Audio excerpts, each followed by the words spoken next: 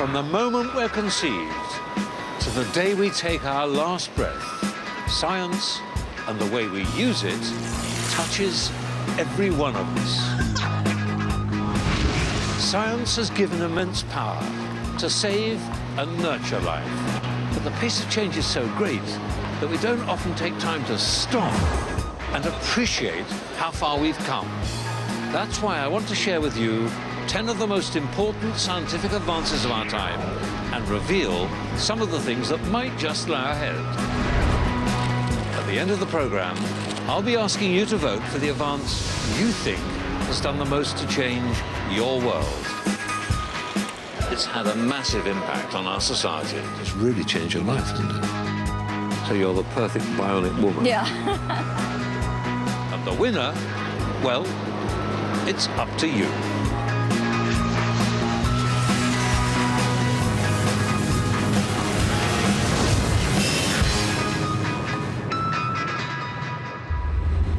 It's one small step for man, one giant leap for mankind. The last 50 years has seen science transform our world. In half a century, it's tackled countless diseases, put men on the moon, and completely changed the way we communicate. These are my top 10 advances. Some things you may expect, others you may find a bit more surprising. The first advance to take place in my top 10 almost didn't make it, because it's very nearly too old.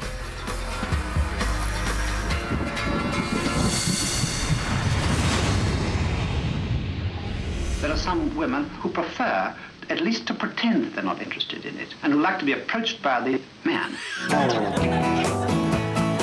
But for all its great age, it's made a lot of people extremely happy. How I lost my virginity. God, my mother would have had a fit. We had a race, me and this girl, to see who could have it off first. It was terrible, but we were having a wonderful time. She's got it. Yeah, baby, she's got it. When I was a medical student, which is longer ago than I actually care to mention, there was a revolution which some people claim transformed our society. It was, of course, the contraceptive pill. In 1961, the pill was released in Britain. The day is printed by the side of every pill, and providing she can remember what day it is, a woman can be quite sure whether or not she has taken today's pill. The manufacturers do their best to make them foolproof. They don't want to lose their reputation over what might be called pilot's error. Today, we take it for granted. But for that first generation, it was revolutionary. I was a student teacher during that time, and it got round in college that there was a certain doctor in Doncaster that would give the pill. And so we all made a beeline for that. Interestingly enough, all of the patients, or we were all called Mrs. You know, when you were called in to see the doctor, you know, you weren't Miss, even there. We knew that there was one private clinic, except you had to pay for it, so I had to take a paper round. The pill exploded onto the scene at a time of great social upheaval, and itself became a huge part of that change. She's got it. I felt quite liberated. Just to be free of that fear of becoming pregnant was amazing. I was aware that I was taking control of my own life. There was lots of things in the newspapers about, you know, the pill and, oh, and it'll make women tarty and everything, you know. I mean, it wasn't like that for me. I could plan my children and my career, which was so important to me. But what nobody foresaw was that the pill meant that more women have tended to leave childbearing later and risk infertility. But that freedom to plan has, on balance, changed most people's lives for the better. And for that reason, the pill has to be in my top 10. It's tiny, but it's had a massive impact on our society. Its liberating influence has been one of the most important advances in the last 50 years. Just as the pill transformed women's lives in the 1960s, science is changing our relationship with contraception again.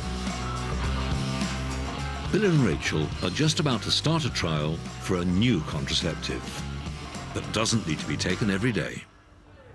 You've had 3 children. Yes. And you got pregnant while you're on the pill each time. Yeah, nothing to do with the pill, just to do with us. You didn't take it properly? That's the one. So what methods of contraception have you tried then, Rachel? We've tried abstinence. We've tried, because he was in the Navy, so that worked for a while, with him going away. Tried condoms very briefly in the beginning. Mm-hmm.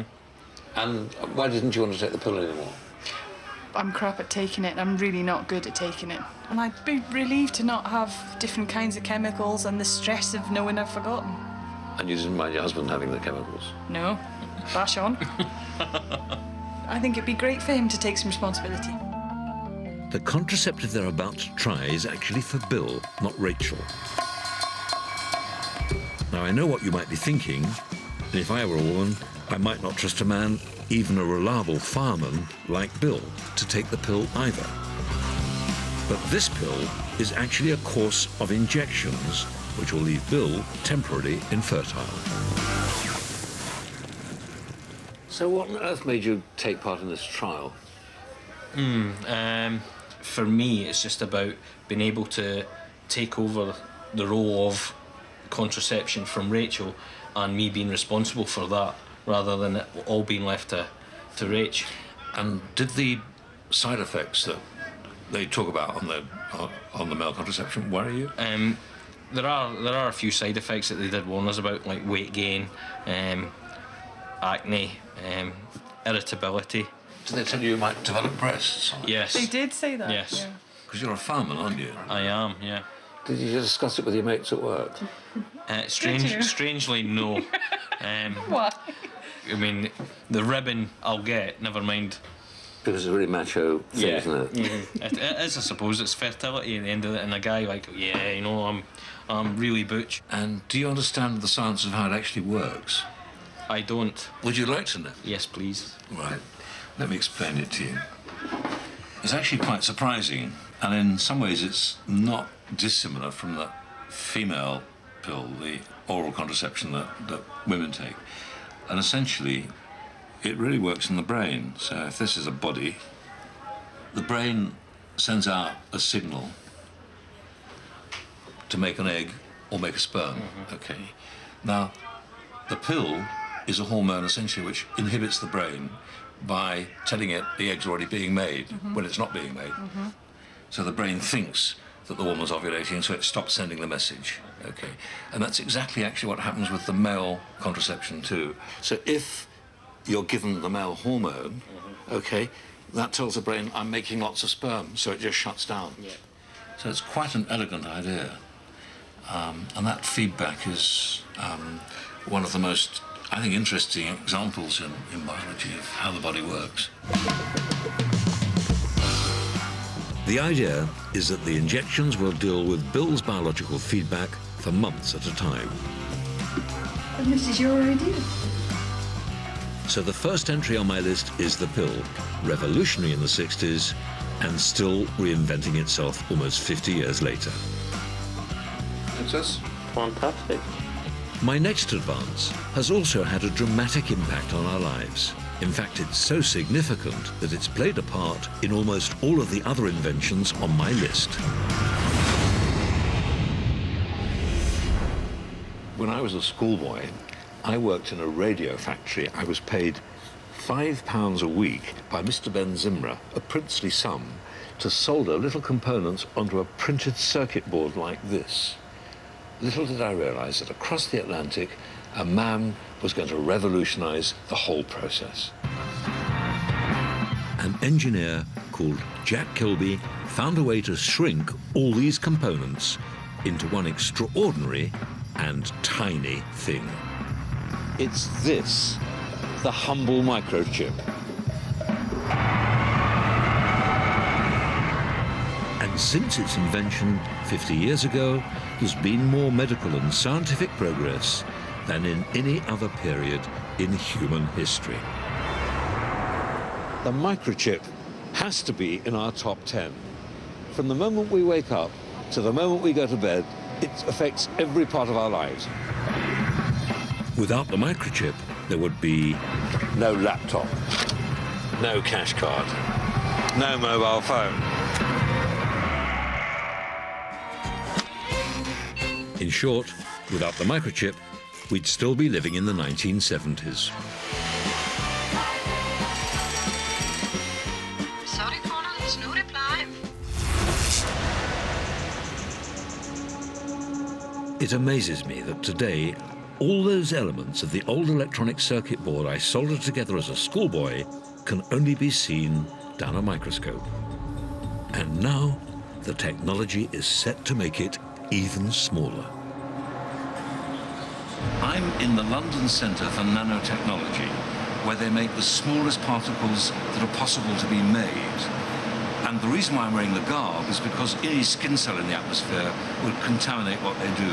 And here on my fingertip is a little electronic chip. On this chip, they can fit 50 million transistors. This, the next generation of mini miracles, is as small as it gets. For now, each electronic component in these circuits is smaller than a virus. And that miniaturization means that chips, like viruses, are getting closer to us than we could have possibly imagined. Now, here's the thing.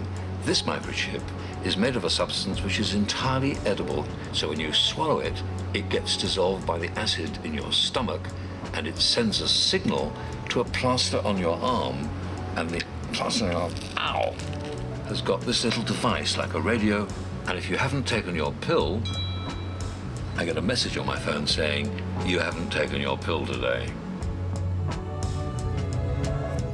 But there's a darker side to all technology. The sheer proliferation of the microchip does bring some concerns.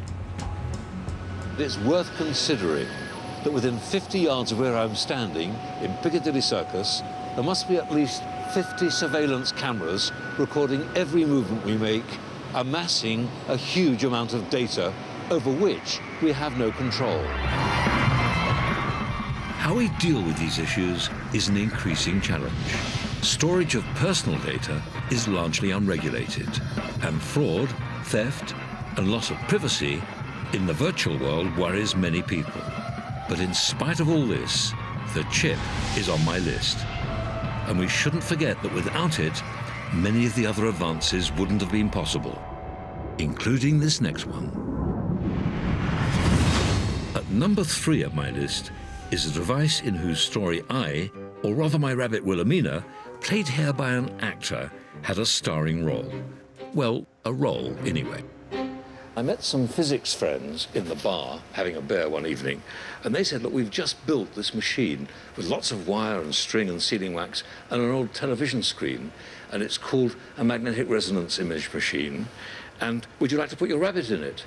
So we went down to the sub-basement of Hammersmith Hospital, and we put Wilhelmina gently into the machine. I was a bit worried about it. And then after 20 minutes of cooking, we got a photograph. And it looked a bit like this. Just a blur. And I didn't have the sense to realize that this was going to be quite revolutionary in its time. I think my pet rabbit was one of the first living organisms to be photographed like this. And the technology, which was then in its infancy, went on to become the MRI scanner. For much of my career in medicine, X-rays were the most effective way of looking inside the human body. But they didn't give a particularly clear image of all the organs beyond our bones. MRI scanning changed all that. Engineers first used MRI to look inside metals. Now we're able to see directly into living tissues, and that's given amazing new insights into the most complicated organ in the human body. I find it really rather humbling that this space, this inanimate object, this brain, was once the place where somebody felt angry, felt sad, and loved. And the extraordinary thing is that until quite recently, we had no idea how it was really working. Exciting research at the University of Cambridge is using the MRI scanner to see how the mind works. Robert, hello. Nice to see you. In the scanner next door is a willing volunteer I've never met. I want you to face this way. All right, and not to look in the window. Don't look in the window. So I can't see your subject. By asking some simple yes or no questions, I'm going to try to find out a bit about him or her. If the person in the scanner is trying to convey a yes, you're going to see a bright red area of activity around his premotor cortex, the supplementary motor area, right at the top in the middle of the head, yeah. If the person in the scanner is trying to convey a no, what you'll see is the same area of the brain will be lighting up, but it'll be a blue-greeny colour. Are you a man? There you go. I'm pretty confident that this person is conveying a yes at this stage. Are you over 6 foot high? He's now got a green area, so this is signalling a no answer, which would mean that actually this person, this man, is not 6 foot high. He's shorter than 6 foot. We can't actually see the brain think yes or no. That would be too difficult even for an MRI machine. What our volunteer was asked to do was to imagine playing tennis when he wants to say yes. And when he does, the area of the brain which deals with movement, his motor cortex, shows increased activity. And that is easy for the MRI to see. And this is our last question. Do you have facial hair? Again, pretty obvious activation. I would say that this guy's either got a beard or a moustache. Hi, thank you so much. I'm Robert Winterson, how do you do? Well, you're certainly not 6 foot high, we got that right. One recent study using this technique has given us an insight into communication with some patients in what was thought to be a permanent vegetative state. We've seen a patient recently, a road traffic injury, who'd actually been in that situation for 5 years. And he was able to use this technique to convey yes and no responses to us. It's certainly not the case for all patients, but we now know there are a subgroup of these patients who probably can do more than we think they can. It's quite scary, isn't it? Do you not find that really quite amazing, but also sort of very on the edge of our humanity, isn't it? It is. I mean, it is something that many people find quite difficult to think about, the idea that you could be trapped inside your body and unable to communicate. And, hopefully we've found a way that some of these patients can get around that issue. And essentially what you're measuring is changes in blood flow. We're basically looking at the areas of the brain that are working hardest. They're drawing blood, which is delivering oxygen, and that's what we're measuring. I mean, I couldn't look at somebody with this machine and say, he thinks I'm a complete moron. No, I mean, that might be true, but at least you won't know that. That's a good thing. Undoubtedly, the MRI machine has been the most important way of seeing how our brain works, and that alone qualifies it as one of the most significant advances in the last 50 years. But what really makes it stand out for me is its extraordinary ability to transform lives through its use in medicine. 17-year-old Ellis Westrip has had severe epilepsy since she was 11, and MRI scans have recently revealed that the seizures are due to a brain tumour. This bright area here is the area that is abnormal.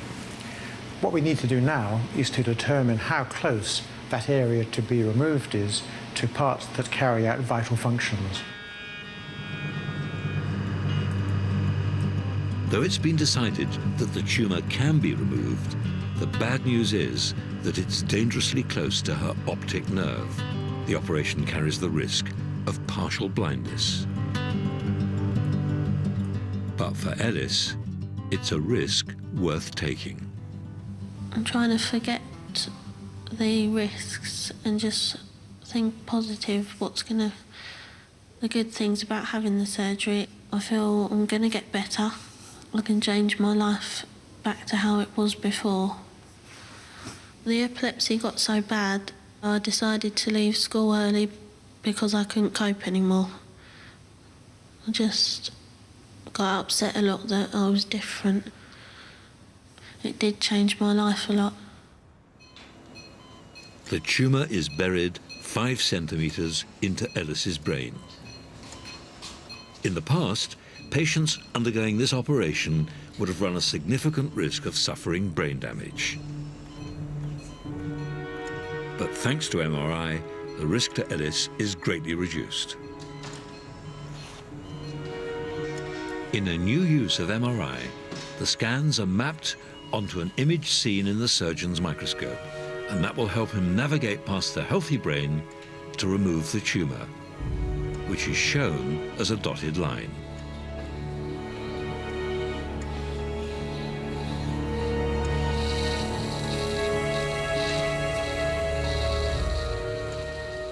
After nearly 5 hours of surgery, the tumour is finally removed. The specimen that's come out so far. The front sort of 4 centimetres of the temporal pole, which is exactly where the brain tumour is. I think the brain tumour is just in this bit here, right at the very bottom. And then Ellis is scanned again to ensure that none of the tumour remains. The pictures look amazing. Fantastic. 2 months later, and I'm off to visit Ellis on her 18th birthday. Hello, happy birthday. Some flowers for you. I'm delighted to see that she's made a full recovery. It's amazing that only a few weeks ago, before the operation, she was having up to 8 seizures a day.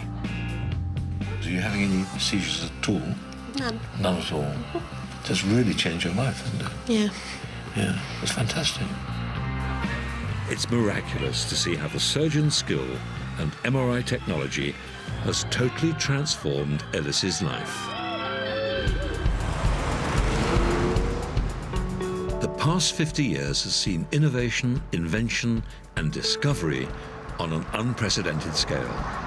I'm choosing what I think are the very best, the top 10 scientific advances of the past half-century. So far, we've seen how the pill has revolutionized women's and indeed everybody's lives. We've looked at the almost miraculous effect of the microchip on, well, more or less everything. And we've marveled at our godlike ability to peer into the mind thanks to MRI scanning. There are still 7 of my top 10 to come. And after the program, you'll get a chance to vote on which is your favorite. The best of the best. Meanwhile, on with the list. My 4th choice, which though rather familiar, has the potential to save the planet. Well, I certainly wouldn't be without this. It's one of my favourite inventions. It's the electric torch. But the great advance in the use of light came 50 years ago with the invention of the laser, which concentrates the light down a very narrow beam very precisely. It's the greatest advance in the technology of light since mankind lit its first candle. A laser produces light that's so concentrated it can burn, cut, and destroy. From the very beginning, this destructive power has sparked the imagination of science fiction writers. He has chosen his own death. But the force can also be used for good, and that's why it's in my top 10.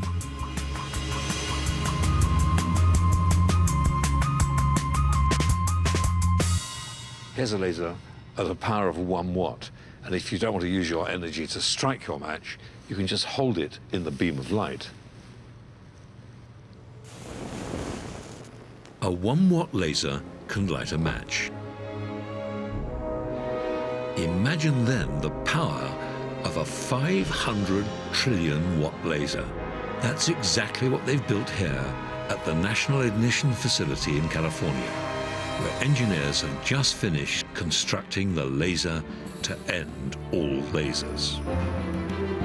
In fact, 192 of the world's most powerful lasers, all focused on a tiny hydrogen target. If they can be made to strike at the same time, and when I say the same time, I mean within 1 billionth of a second, then the energy inside the atoms will be released, creating in one moment 500 times more energy than the entire American national grid. This incredible energy release is from nuclear fusion.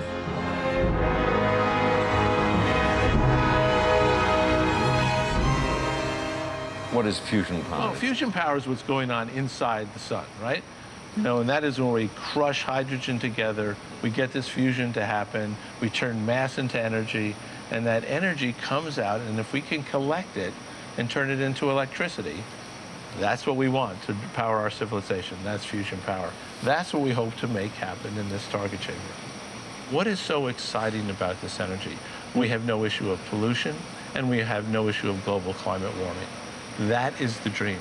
That has always been the dream of fusion energy, and hopefully we'll be able to do it here. And no nuclear waste, of course. And no nuclear waste, right. And I just know that in this facility in the next couple of years, hopefully one, we will find out that we can do it. Effectively, within this chamber, Ed and his colleagues are trying to create and capture the power of a star by fusing protons in an atom, a source of energy so powerful that if it could be harnessed, it would provide the holy grail of cheaper, cleaner, renewable energy and reduce our dependence on fossil fuels. What's utterly extraordinary is that all this energy that you're generating from this vast machine is actually in that. Right. Just show me that little capsule. That capsule is where the hydrogen fuel resides. And it resides there at near absolute zero. And the laser light comes in and it heats up this can. When the shell explodes, that hydrogen implodes at nearly 1.5 million kilometers per hour. And that's how we get that fusion to happen.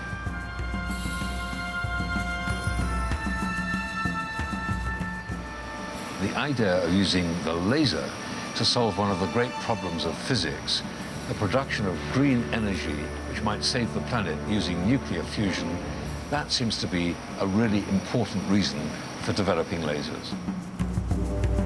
It's interesting to remember that when lasers were invented, no one imagined how many uses we'd have for them.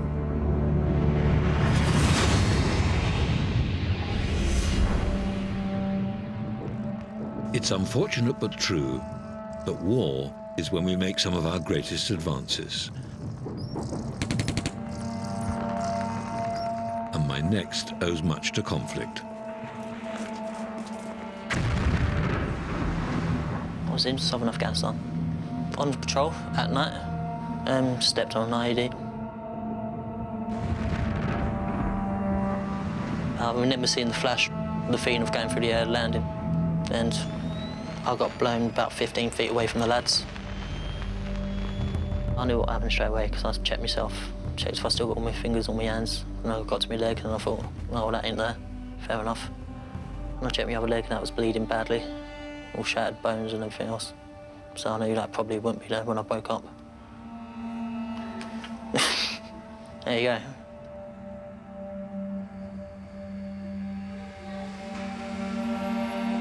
Until recently, Sam would never have walked again. But now the science of biomechanics is getting closer than ever before to mimicking the complexity and sophistication of our own bodies. At Headley Corp Military Rehabilitation Centre, doctors are helping hundreds of injured soldiers like Sam. Sam, when were you injured? Beginning of August. So you're already walking? Yep. I mean, that's what, 5 months? About that, yeah. Which is rather impressive. Yeah. I mean, has that been a massive effort for you? Presumably it must have been. More of a challenge, really. I've been trying to beat some para friends of mine, so...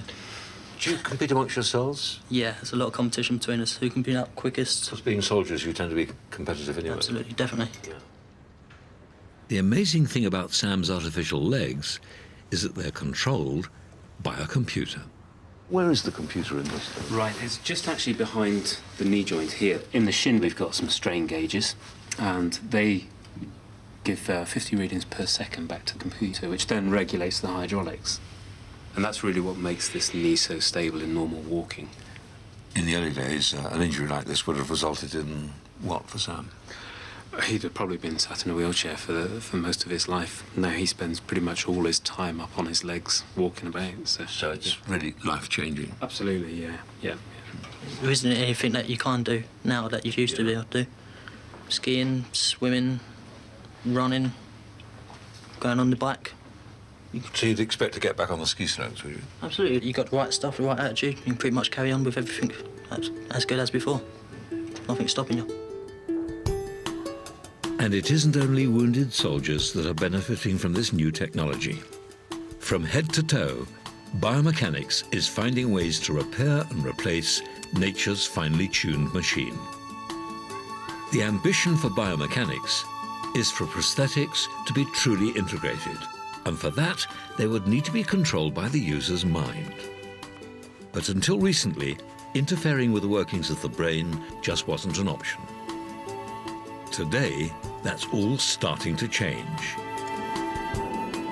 The ability to delve into and manipulate the brain has many potential benefits, not only for the control of prosthetic limbs. Diane Heyer suffered from depression for more than 20 years. Her illness was so crippling that it even drove her to attempt suicide 3 times. So tell me what it's like to be depressed. It's awful. It's like being in a dark cave. Nobody around, cold, lonely. If you have depression, you have absolutely no desire to live. And it just is like that day after day after day. And actually, I guess I felt dead inside. You know, I was like a living, talking, dead person. I tried several medications, and I also tried ECT, electroconvulsive therapy. That was pretty awful, too. In a last-ditch attempt to control her depression, Diane underwent groundbreaking surgery in the hope of controlling her devastating depression. In a 5-hour operation, electrodes were directly inserted 8 centimeters into her brain. To check that the electrodes were in the correct position, Diane was woken up during the procedure so that the impulses could be adjusted. You know, when I woke up, they said, you know, we're going to turn this on now, and you let us know how things are feeling. And at first I felt pretty warm, and then they turned it to another setting, and my heart was galloping. How you feeling? Starting to smile, feel happy. And then all of a sudden I just got this great big grin on my face. Right. And after that, then they put me back to sleep so they could finish up the surgery. So you sort of immediately felt happy, did you, suddenly? Oh, yes, yes. For me, it was instantaneous. What was that like? Amazing. It was almost like my brain was doing gymnastics. You know, it's how I used to feel when I would go to work and you know, have good weekends and do things. 3 years later, and Diane lives with the system wired into her own body, much like a pacemaker. And where do the wires run? Because the control box is in your chest, isn't it? Right, yes. They start here, and then they go down to the back of my skull and down the back of my neck and around, and then plug into a battery pack on my chest. Does it worry you that you had a totally experimental thing inside your brain? No, because it's been worth it. From the very moment the electrodes were switched on, Diane's depression disappeared. And of course your life has changed totally. 180 degrees. Yeah. I wake up every day and I think, what's today gonna bring? I have an excitement about living again that I did never have. So you're the perfect bionic woman. Yeah, yes. Even as a last resort, it seems utterly terrifying to think of thrusting an electronic device deep into the center of the brain in the way that's happened with Diane. But you can't knock it because it's completely changed her life. Because of its power to transform lives, and potential to touch many others, bionics definitely has a place in my top 10. Is it the most significant advance in the last 50 years? That's up to you to decide at the end of the programme. Or maybe you'll go for my next choice, a remarkable invention that more than any other perhaps has caused change.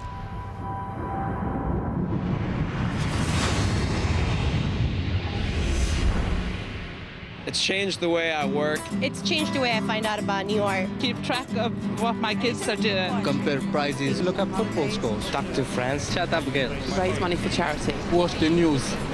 It's changed the way I do my research. In fact, it's changed our lives in 1,000 ways. I, for one, couldn't do without it. It is, of course, the World Wide Web. It's astonishing to think that the majority of us went online for the very first time just 10 years ago.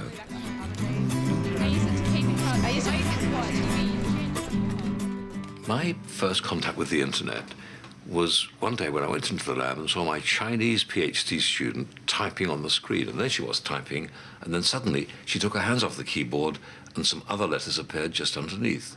What was happening, of course, was that she was communicating with somebody in Hong Kong. I thought, this will never take off.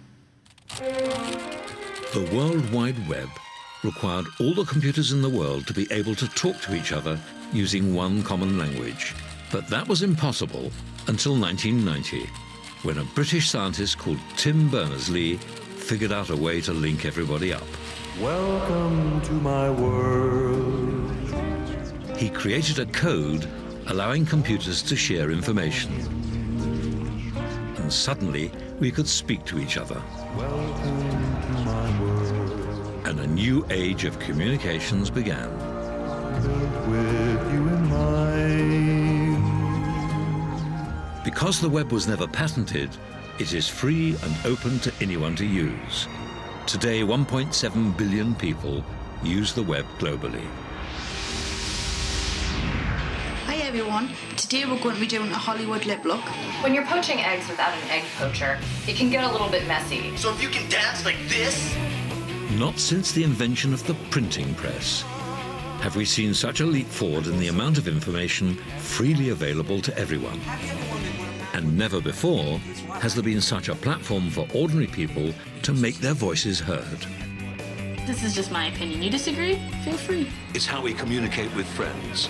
1 billion of us use social networking sites, and 300 million meet people in a virtual world. Our children use it to interact, to learn and play.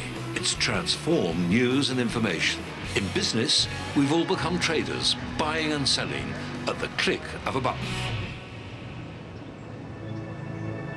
For all of the risk of exposure to violence and pornography, worrying issues we have to face, the internet is one of the most significant advances of the past 50 years. And for me, the web is exciting because it allows all of us to participate in science like never before. They live in isolated. Dr. Chris Lintott has the task of classifying over 1 million galaxies from photos taken by robotic telescopes. He was so overwhelmed by the amount of data that he enlisted thousands of online volunteers to help him. But the really exciting thing is that these armchair scientists made a new discovery. A couple of years ago, a group of our volunteers noticed that in the background of some of the images, there were these small, round, green objects. They called them peas, and they found a couple of hundred of them and came to us and said, well, what are these? And so we've looked at these with some of the world's largest telescopes, and they turn out to be galaxies undergoing a dramatic burst of star formation. These are the most efficient makers of stars anywhere in the local universe, and they've been missed by professional astronomers. It was only thanks to the help of 250,000 people, their armchairs and their internet connections, that they came to our attention. Galaxy Zoo is just one of a host of projects inviting the public to get involved in science. Who knows what progress we could make through collaborations like these, made possible by the internet. This massive progress in how humans exchange information undoubtedly makes it one of the defining advances in the last 50 years. Does the far-reaching impact of the World Wide Web on all our lives make it the most significant advance? Or does the revolutionary joining of man with machine mean that biomechanics gets your vote? Could it be the promise of clean energy for us all that makes the laser your number one? Before you decide, there are 4 more advances to consider. The next one has the potential to change everything we've ever believed in.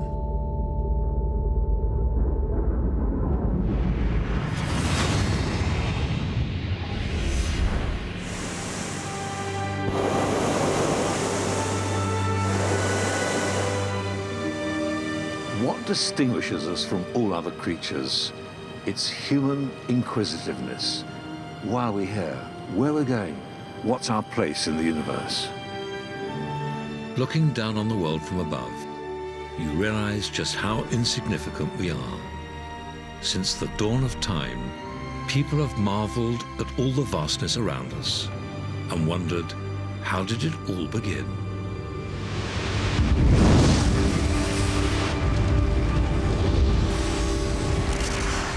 In the 1920s, American astronomer Edwin Hubble showed that the universe was expanding.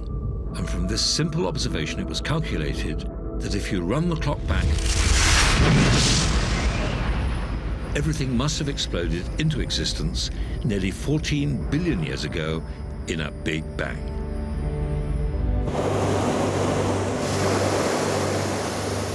For me, I suppose what I find so exciting about Big Bang is the ambition of the idea. Here is an idea which is not just about our planet or about our solar system, but unifies our whole notion of the universe. And it tells us about our beginnings, about where we came from, and possibly to where we're going. But the Big Bang Theory also predicted that the entire universe, all the planets and galaxies we see around us, exploded from nothing, which sounds crazy.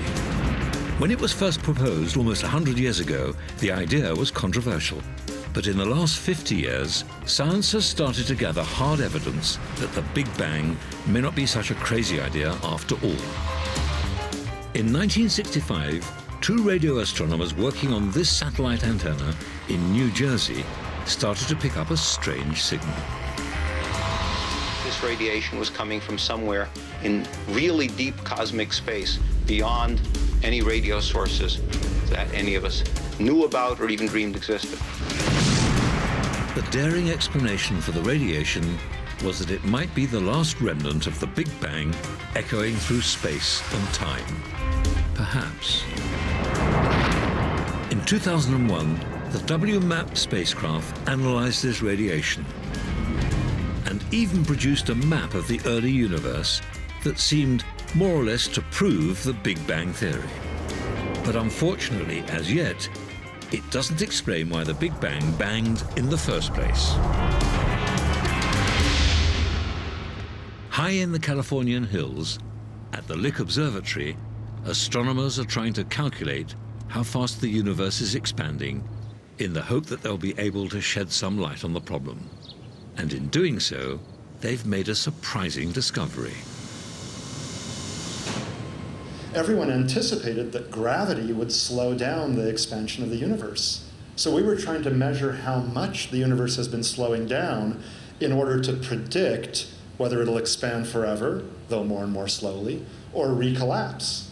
Instead, we found that it's actually speeding up, not slowing down at all, an accelerating universe. How does that work? Why should it do that, do you think? Well, we think the universe is filled with some weird substance. We call it dark energy, but we know essentially nothing about it. So it's there, and it's, in a sense, gravitationally repulsive, causing space to expand faster and faster with time. It's all very well to say that the universe is expanding, but one of the questions that I think will puzzle a lot of people, including me, is what are we expanding into? Well, that actually puzzles all of us. We may be expanding into a bigger hyperspace, one with more dimensions. And there could be all sorts of universes expanding within this bigger space. And ours is just one of these universes in the multiverse. Now, I accept that what you're doing is incredibly interesting, but it's useless, isn't it? Well, in a sense, it's useless, but the accelerating nature of the universe is important in part because it may help us understand the Big Bang. So it's the birth of the universe. And so we should try to understand how it is that it happened and how the universe has evolved since then. But that the data are indicating something weird is, I believe, not controversial at this stage. Why is Big Bang in my 10 great ideas? Well, it's symbolic. It's symbolic of something which makes us uniquely human, our inquisitiveness. And it's that which drives us, through science, forward.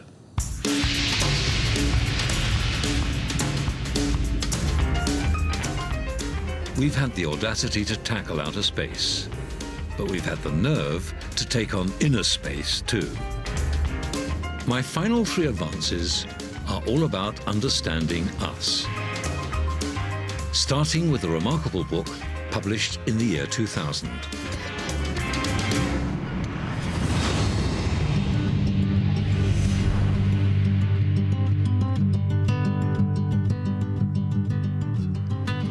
"115 volumes like this contain the printout of the human genome from just one individual. 3 billion letters. It's the recipe for what makes you who you are." It will revolutionize the diagnosis, prevention, and treatment of most, if not all, human diseases. 10 years ago, decoding the human genome was hailed by many as significant as putting a man on the moon, a symbol of hope for the new millennium. The reason for all the hope, and some would even say hype, was partly because of the enormous potential of gene therapy. Until recently, medicine could do nothing to restore broken or malfunctioning genes. But today, there are some procedures which can offer hope. 10-year-old Abdullahi is about to undergo an operation which might change his genetic destiny.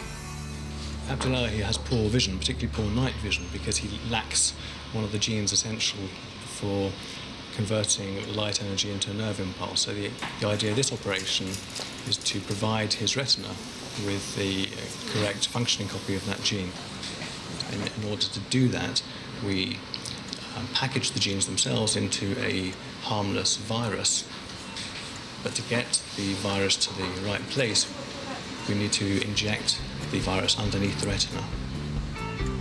Though his surgeon isn't certain how effective this cutting-edge treatment will be, without intervention, Abdullahi could eventually become totally blind. But what this remarkable procedure hopes to achieve is nothing less than delivering a new undamaged section of the DNA to do the work of Abdullahi's faulty gene. The good news is that since the operation, Abdullahi's vision has improved. It's a small step on the gene therapy journey, but its champions believe it could eventually have benefits for a great number of us.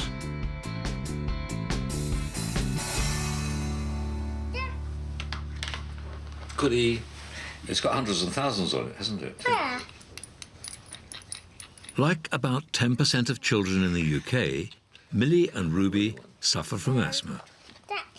But while both girls have the condition, Millie responds a lot better to medication than her sister. You've got a bit of a cough, haven't you? Do you always have a cough? For Ruby, attacks result in endless dashes to hospital and could be fatal. Literally, there's nothing you can do to help your child. You just think at some point, is she going to stop breathing? They're coughing so much they're being sick, and then the breathing becomes worse, and then you know you're going to hospital basically, and it is the worst feeling you can ever imagine. But Ruby's quite a resilient character. Absolutely, yes. Yeah, she's amazing. Even when she's at her worst, she'll give you a smile. Millie and Ruby are taking part in a research project which is trying to discover why some patients are easier to treat than others.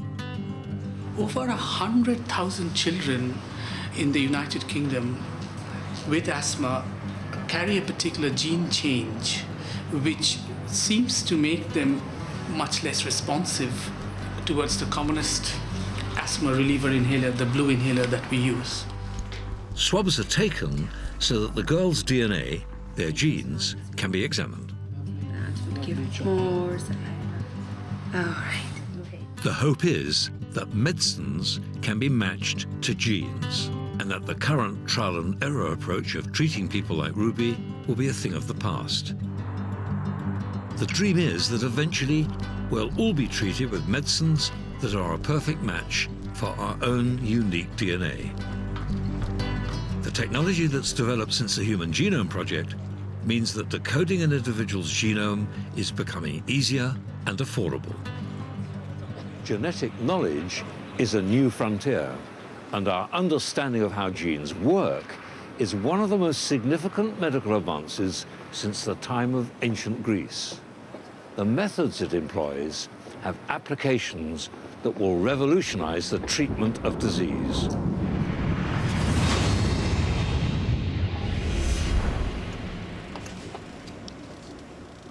Scientists working in this lab at Imperial College are trying to find a cure for a devastating human disease. But they're not developing medicines. They're trying to understand how to grow new tissues. My colleague Michael Schneider is a world leader in this research. Wow. And he and his team have made a remarkable advance. They've created beating heart cells from scratch. When you first looked down the microscope and saw a heart cell beating, what was your reaction? Well, when you see a cluster like this beating vigorously in the dish, it obviously stimulates your thinking about how to apply that information to the complicated task of cardiac muscle repair in a clinical setting. 10 days ago, those kinds of cells were undifferentiated embryonic stem cells that can become any cell in the body without restriction. Stem cells are among the first cells produced when an egg is fertilized. Though they start off looking the same, they soon turn into very different things: bone, muscle, hair, teeth, nerves, all the different cell types that make up a human being. By understanding how these transformations work, scientists like Michael are trying to find out how to repair damaged or diseased organs. So how important is this work in the field of stem cell biology? Well, 40% of the people watching this program will die of cardiovascular disease. Taking that together with the fact that heart disease boils down to cell death without cell replacement, that makes cardiac repair by stem cells one of the most important and promising areas for stem cell research. So far, there have been few treatments developed because of work on stem cells. But some researchers even hope that eventually they'll be able to grow replacement organs, or at least help the body repair itself.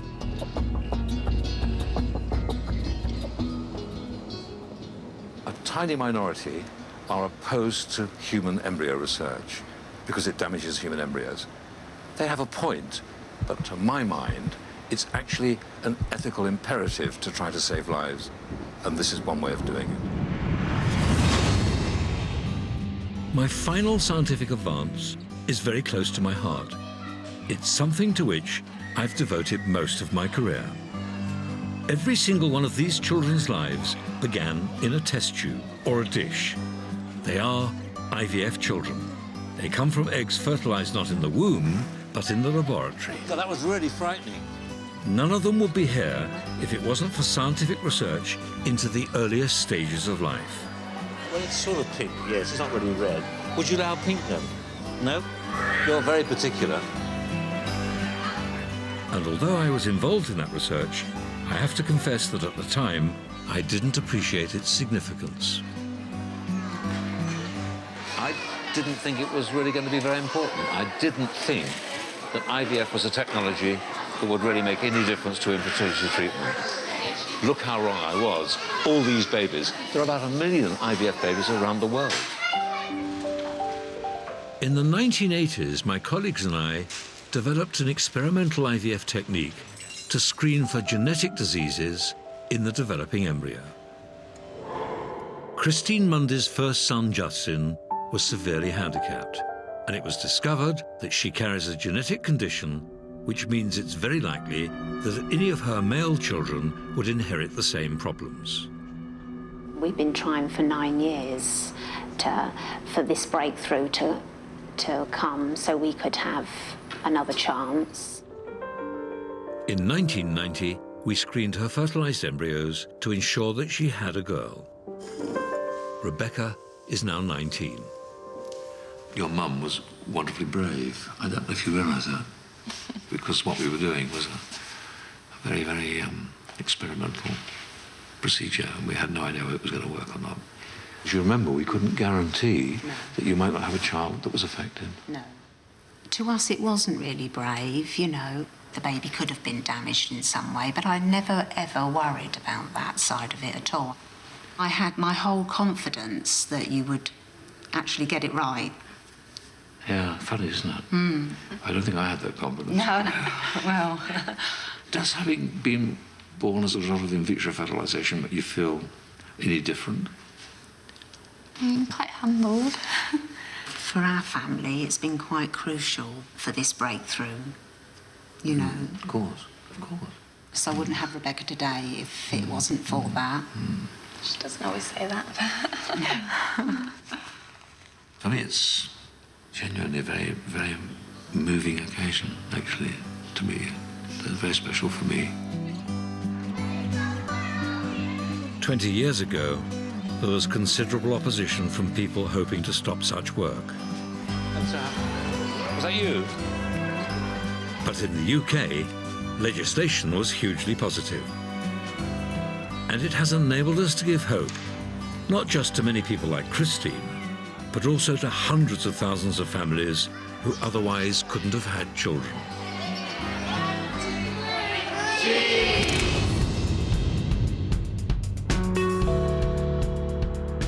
Well, that concludes my list. Now it's time for you to have your say. Which of the 10 scientific advances that we've looked at do you think is the most important? Is it the millions of lives created by IVF, or the huge promise of stem cell research? Is your favourite the life-saving MRI machine, or the mighty microchip? Do you think the contraceptive pill has done more for us than the giant laser ever will? Or is it our ability to rebuild ourselves with bionics that inspires you the most? Can you say the global power of the internet beats the huge potential of understanding more about our genes? Or does the mind-boggling Big Bang Theory trump them all? Go to our website to vote for the scientific advance you think has been the most significant. Visit bbc.co.uk/science. There's a reminder of the top 10 advancements on the website. But before you vote online, I feel I should put my cards on the table. Well, I'm reluctant to say which of these 10 advances is my greatest, but just possibly I might plump for research on Big Bang. It might seem useless, yet the knowledge it brings will almost certainly have unforeseen consequences for humanity. Just possibly, understanding the universe a little better will help our species to continue to flourish.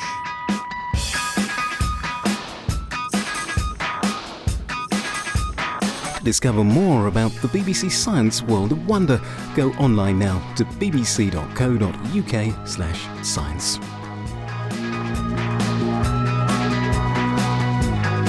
A magic trick that ended in murder. Skeptical minds take some convincing in new tricks next.